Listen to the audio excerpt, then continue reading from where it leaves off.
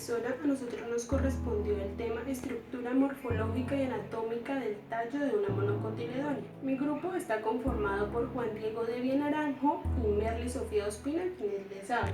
Bueno, entonces comenzamos.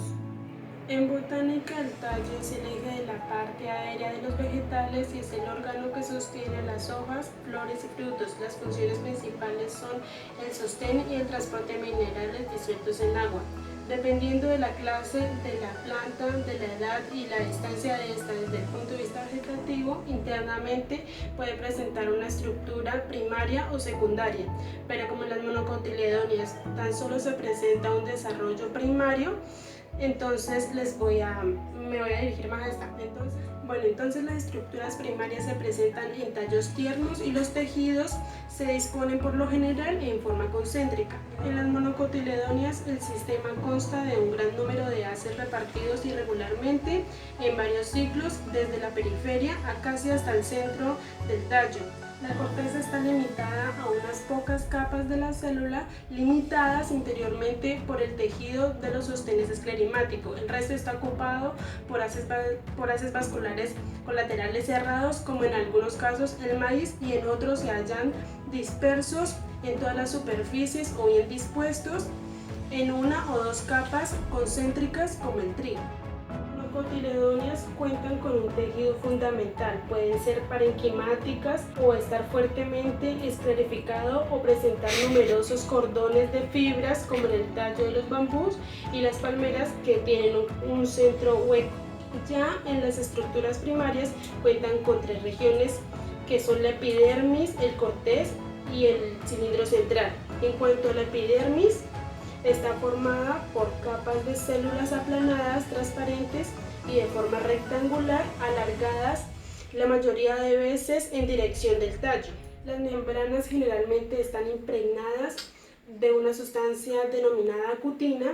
Otra característica de las plantas monocotiledonias es la presencia de una o dos capas de esclerénquima debajo de la epidermis, sustituyendo a la colénquima presente en otros grupos de planta. El resto de la zona cortical y medular del tallo, además de los vasos conductores, está formado por células parenquimáticas, las cuales pueden tener cloroplastos si se localizan próximas a la superficie. En cuanto a la corteza, generalmente está formada por parénquima, por lo menos hacia el interior de la superficie. Presenta muchas veces la colénquima o esclerénquima. En los tallos jóvenes, las partes externas de la parénquima tienen cloroplastos. Y la otra región pues sería el cilindro central, que está formado por el periciclo y los tejidos conductores primarios, el xilema y el floema. Entonces, cada haz vascular está rodeado por fibras de esclerénquima que forman una vaina denominada el fascicular. El floema primario está constituido casi enteramente por metafloema. Solo en algunos haces vasculares podemos observar unas pocas células aplanadas y plegadas a la vaina fascicular que forman el protofloema. En el caso de las monocotiledonias se aprecia muy bien el metafloema, las diferencias entre el tubo criboso y las células acompañantes. El xilema primario también sufre modificaciones durante el desarrollo de las haces vasculares, pero en este caso están formadas tras la lisis del protoxilema primitivo, el cual queda destruida durante las primeras fases del crecimiento. Cuando se complete el crecimiento de la haz vascular en el tallo primario, cuando en el caso de estos haces vasculares el xilema primario es fundamental, metaxilema en esta especie está formado por unas grandes tráqueas o vasos en las cuales encontramos fibras de esclerénquima. Bien, compañeros, ahora hablaré acerca de las características morfológicas en plantas monocotiledonias. Como ustedes bien saben, las plantas dicotiledonias se pueden observar fácilmente en nuestro entorno, en nuestro medio, porque son muy comunes, son las que se encuentran mayormente.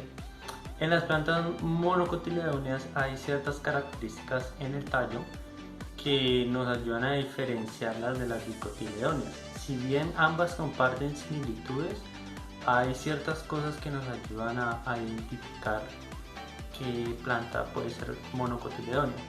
Dentro de ellas encontramos que el tallo no tiene ramificaciones y por otra parte que las hojas no comienzan con un peciolo.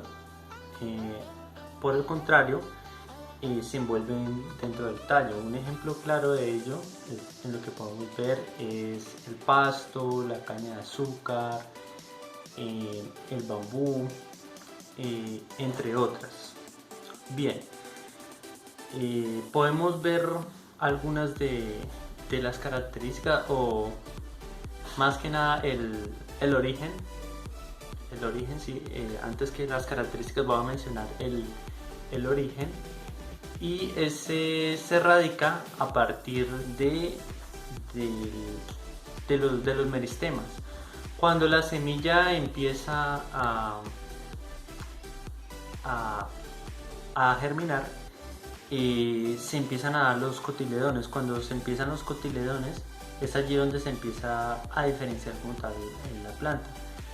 Si se generan dos monocotiledones, o sea un par de cotiledones, quiere decir que la planta es dicotiledónea, y por el contrario, si es uno solo, se considera como monocotiledónea. De allí se empiezan a surgir desde los meristemas, empieza a surgir el tallo, y empiezan a surgir el resto de estructuras en la planta.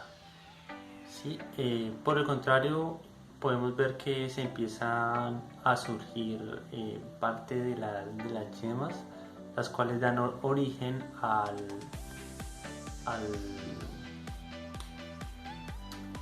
los nudos y también a los entrenudos. Entonces la parte del nudo es como la parte más gruesa, una de las partes más gruesas que se encuentra el tallo, la cual da origen a las ramificaciones, y el entrenudo es el espacio que hay entre un nudo y otro. Entonces un claro ejemplo de ello, como lo mencionaba, es que se pueden ver cubierta parte del tallo en esa ramificación. ¿Sí? Y por otra parte, ya en dicotiledones también se pueden dar estos nudos. Sin embargo, lo que les va a diferenciar es el peciolo, como se muestra en la imagen. Por otra parte, tenemos un ejemplo en la caña de Aranzazú, de la caña. En esta podemos observar que se ven los nudos, se ve el entrenudo, y se ven cómo empiezan a surgir también parte de las yemas ahí en la parte del nudo. Y finalmente tenemos este ejemplo de la caña de azúcar, en donde se ve claramente cómo se empiezan a dar el origen de las ramas, que cubre totalmente la parte del tallo sin tener un peciolo, y también cubre se nota la parte del nudo y el entrenudo, el cual da origen también a las yemas, y eso posteriormente da continuidad al tallo.